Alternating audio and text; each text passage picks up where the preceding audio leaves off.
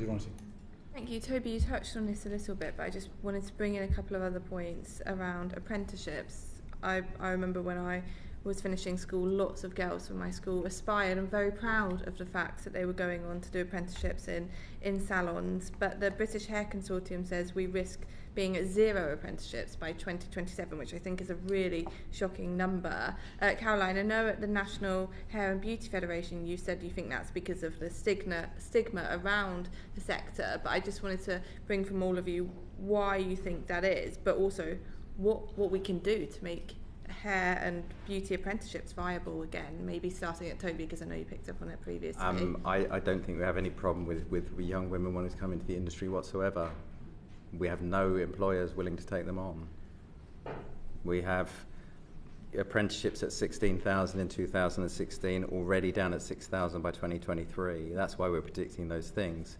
You increase national minimum wage, you increase NICs, you give nothing back on those things, you take away all of the profit that an employed business has got. There's nothing left. I'll tell you a story. The biggest employer in this country of apprentices told me last night they had 150 apprentices 6 months ago.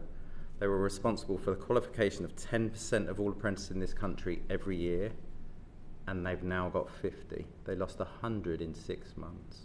100 young people in that one organisation, made up of franchises, small businesses, all of these things. We're not talking about big business here. The tax burden on our sector is too big.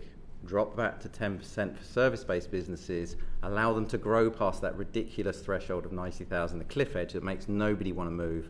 There's a reason why electricians and plumbers don't take on apprentices, because as soon as you go above that threshold, you lose 15 grand. So why do no electricians, plumbers, or anyone have medium-sized businesses? You can ask them in a minute, probably, when they come in. But that cliff edge, the 15,000 loss scares people so much that they are not willing to grow at all. And if you can split a business into 5 that don't do it, then why would you not?